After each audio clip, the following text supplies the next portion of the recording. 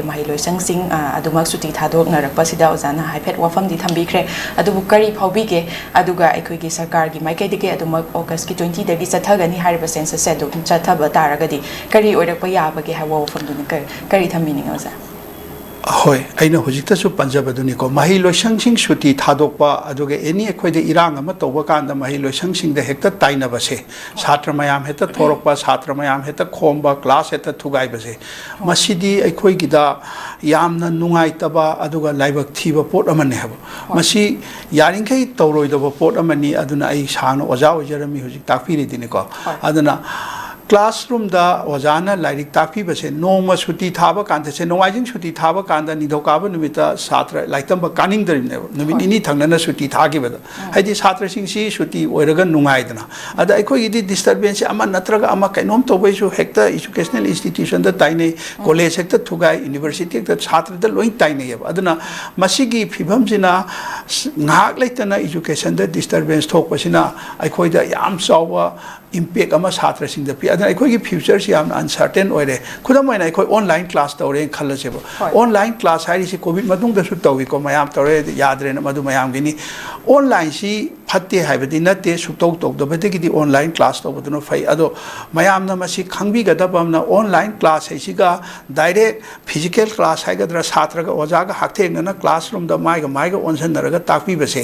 मसीदा छात्र दुना तंबा अदगी मदुदगी छात्र का ओजागे की डायरेक्ट इंटरेक्शन दुदगी खंग बदुना यामना इफेक्टिव ओइबे हेलेब अदुना ऑनलाइन क्लास सिदी होजी अतोप मफम यामना चौखटपा जगह सिंग दगादी ऑनलाइन सिदी तौनद्रबनेब तौनर अखोइना दी इंडिया दे हम चौखटलमने होजी आ डिजिटल अदु डिजिटाइजेशन गाइना तौरगा नसे इंटरनेट ता करिदा लोइ तोना हाइबजी होजिक्ति मीगी असोमददी मसी याररोय इंटरनेट ता याम डिपेंड तोबो यारोय एआई दे याम डिपेंड तोबो यारोय थाइनेगी क्लासरूम दा ओजाना ताकपा लाइरिक सी तसेंगना लाइरिक पाइरगा ताकपा छात्रनसु लाइरिक तगी पारगा खंगबा मरुओइबा पॉइंट का दो अंडरलाइन तौरगा अखोगी ट्रेडिशनल मेथड हाइगद्रा तौरमबसे मसिगी अफबा याम लैयबा अखोइना लोइनमक्सी हौजिक्ति एआई दा डिपेंड तौरे इंटरनेट ते येंगे हा गूगल दगी तौरे चैट जीपीटी दगी तौरे गाइना तौरेबा पुनमक्से होय खुदकी वनेदी कानाबदी फंगी फंगदे हाइबदी यारोय अदुगा मदुमंगना हेक्ता ngसाइगी ट्रेडिशनल मेथड चे कोलमदा तौरगा लाइरिक पाबगी महत्व पूरा इलेक्ट्रॉनिक्स मीडिया दा सिनगनी गाइसिदी मदुदी यादव पोने अदना फिजिकल क्लास सिना छात्र सिंग दा पीरिबा ओजागा छात्र के फिजिकल कंटेक्ट उरकान इलेक्ट्रॉनिक्स कंटेक्ट तौबदुदी टीवी दा उबा मोबाइल दा उबा लैपटॉप दा उबदु नत्तबा थांगै सेंना माबा उरकान ओजादुनसु मसिगी छात्र सि थवा यावी छात्र मदुगी याम लैखरे अकुपसे अदुना हाइरिबा क्लास दा डिस्टर्बेंस तौबसे तसेंगबदी मणिपुर की होय स्ट्राइक तौरबनिना तौदबती यादरे अदुगी डिस्टर्बेंस सिदी अंगकपा फंगना लै अदुना मदुगी इम्पैक्ट तुना निंगसी खरा खरा मणिपुर की लाइक लाइसु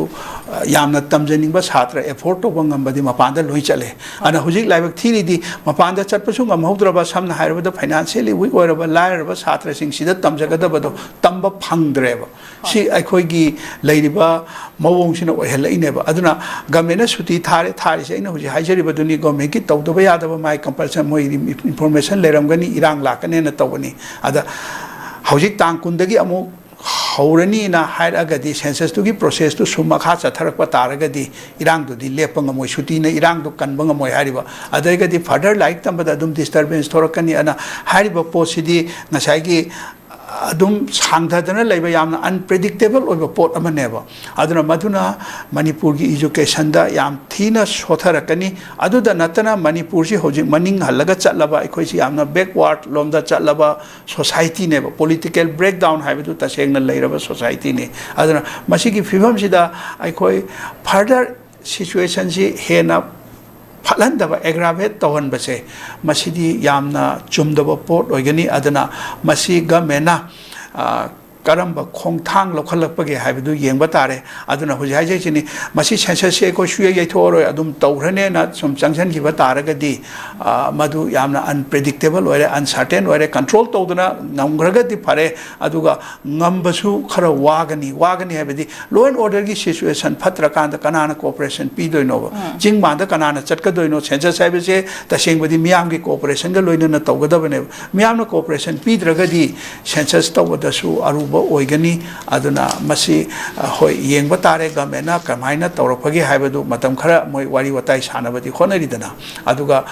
in any case ꯑꯩꯈꯣꯏꯅ ꯍꯥꯏꯖꯅꯤꯡꯕꯗꯤ ꯃꯅꯤꯄꯨꯔꯒꯤ ꯂꯩꯔꯤꯕ ꯏꯖꯨꯀꯦꯁꯅꯦꯜ ꯏꯟꯁꯇꯤꯇ꯭ꯌꯨꯁꯟꯁꯤꯡꯁꯤꯗꯤ ꯌꯥꯔꯤꯕ ꯃꯈꯩ ꯗꯤꯁꯇꯔꯕꯦꯟꯁꯁꯦ ꯑꯃꯅꯕꯨ ꯑꯣꯏꯔꯦ ꯃꯁꯤꯗꯤ ꯌꯥꯔꯤꯈꯩ ꯁꯣꯛꯇꯅꯕꯁꯦ ꯍꯣꯠꯅꯍꯟꯅꯤꯡꯉꯦ ꯏꯔꯥꯡ ꯇꯧꯔꯤꯕ ꯀꯥꯡꯕꯨꯁꯤꯡꯅꯁꯨ ꯁꯥꯇ꯭ꯔ ꯏꯖꯨꯀꯦꯁꯟꯗ ꯗꯤꯁꯇꯔꯕ ꯇꯧꯕꯁꯦ ꯉꯁꯤ ꯗꯤꯁꯇꯔꯕ ꯇꯧꯕꯁꯦ ꯉꯁꯤꯃꯛ ꯐꯣꯜ ꯐꯪꯉꯣꯏꯕ ꯑꯩꯈꯣꯏ ꯈꯪꯗꯦꯕ ꯁꯦ ꯍꯣꯁꯄꯤꯇꯥꯜꯗꯗꯤ ꯑꯅꯥꯕ ꯑꯃ ꯉꯁꯤ ꯗꯥꯛꯇꯔꯅ ꯌꯦꯡꯍꯧꯗꯕꯗ ꯅꯣꯡꯉꯥꯜꯂꯒ ꯁꯤꯗꯣꯏꯅꯦꯕ ꯑꯗꯨꯒ ꯇꯣꯉꯥꯟꯕꯅꯦ ꯑꯩꯈꯣꯏꯒꯤꯁꯤꯗꯤ ꯉꯁꯤ ꯁꯣꯏꯕ ꯃꯇꯝꯗ ꯏꯖꯨꯀꯦꯁꯟ ꯁꯤꯁꯇꯦꯝꯗ ꯉꯁꯤ ꯁꯣꯏꯈꯤꯕꯁꯦ ꯆꯍꯤ 10ꯒꯤ ꯃꯇꯨꯡꯗ ꯈꯪꯉꯛꯀꯗꯣꯏꯅꯦꯕ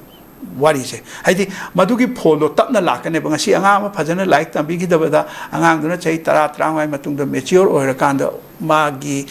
ꯁꯣꯏꯈꯤꯕꯗꯨ ꯈꯪꯉꯛꯀꯅꯦꯕ ꯉꯁꯤ ꯑꯩꯈꯣꯏꯅ ꯁꯣꯏꯔꯤꯁꯦ ꯆꯍꯤ 10 10ꯒꯤ ꯃꯃꯥꯡꯗ ꯁꯣꯏꯈꯤꯕ ꯁꯤꯁꯇꯦꯝꯗꯨꯗꯒꯤ ꯂꯥꯛꯏꯅꯦꯕ ꯑꯗꯨꯅ ꯁꯤꯒꯨꯝꯕꯁꯦ ꯈꯔ